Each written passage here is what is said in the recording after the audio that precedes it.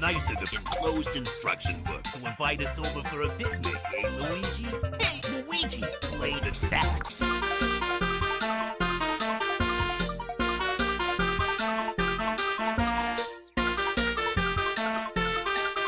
know what they say? All Luigi's toast spaghetti. Where'd she go? Over there. She's not coming down. Aha, here's the problem. Too many toasters.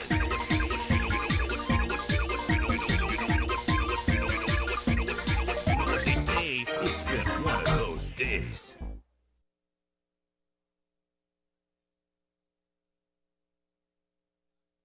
Well, well, well, what do we got here?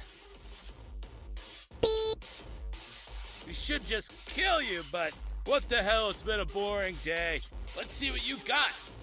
3, 2, 1, go!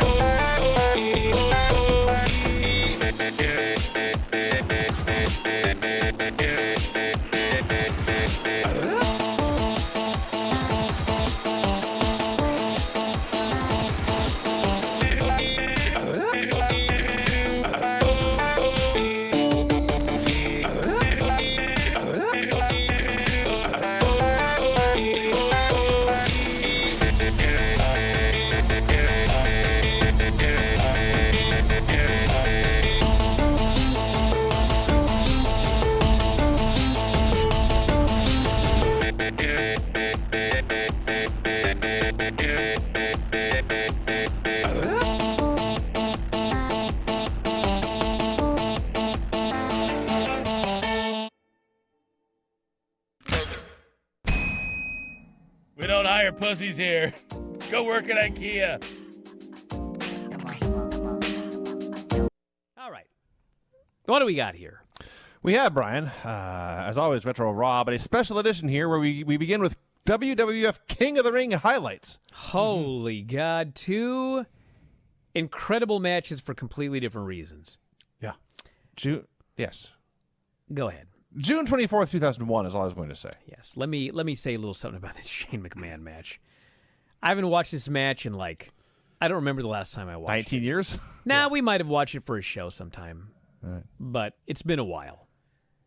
And this is like an all-timer. I don't want to ever see anything like this again. But for what it was an all-timer. It starts out the very first thing that happens is Shane McMahon jabs this fucking guy right in the eye. Yep. And he busts his eye, and Kurt Angle is bleeding all over. And Kurt fires up, and he's fucking fuming. Yep. So, in storyline, what happened was Shane McMahon ran wild on this guy and busted him open. Yep. So, in storyline, Shane should be excited, happy, victorious. This fucking guy rolls out of the ring, and he looks up, and he sees Kurt Angle with blood dripping down his face, and Kurt's furious. Mm-hmm. You've never seen a dude more fucking petrified than Shane McMahon was at this very moment, and I can't blame him. And Paul Heyman's on commentary, and he's like, he needs to apologize. I'm like, goddamn straight, this fucking guy needs to apologize. He needs to apologize to generations of Angles after this one. Angle beats the shit out of this guy. And obviously the big spot is they go for the overhead belly-to-belly through legitimate glass, by the way.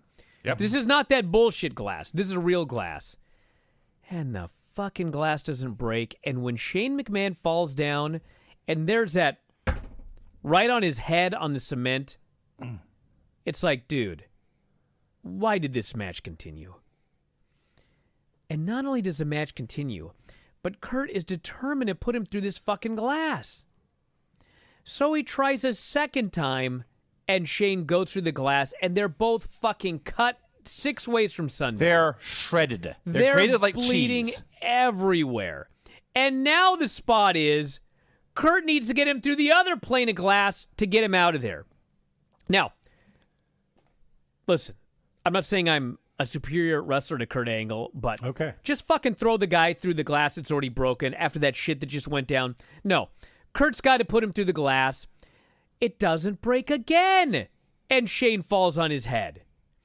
Kurt tries it again, and it doesn't break, and at least that time, Kurt kind of sort of put him down. And then finally, he just throws him face first through the glass, and it's fucking, there's glass everywhere.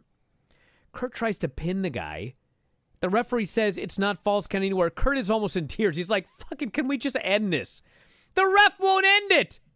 So he's got to drag this dude's ass back to the ring.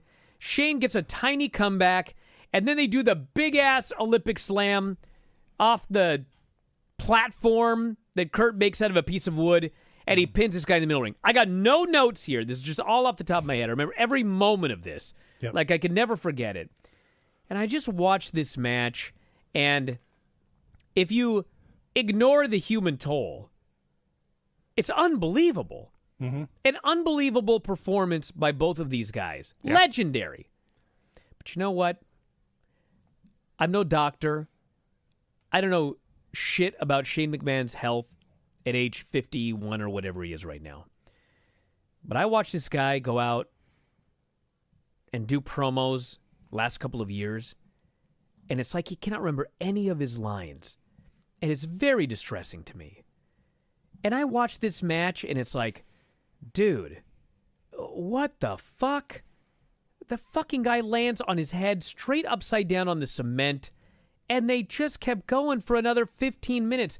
I know that we watch all of this stuff, and a lot of people think that, oh, you know, people get hurt, and, you know, they get a concussion or whatever, and they recover, and everything's fine. Dude, some people, they get one head injury, and they're never the same. And most people listening to this right now, walking down the street, if you had what happened to you, if you had what happened to Shane McMahon happen to you, your life's probably never going to be the same. So I hope that Shane McMahon is all right. I hope the guy's fine.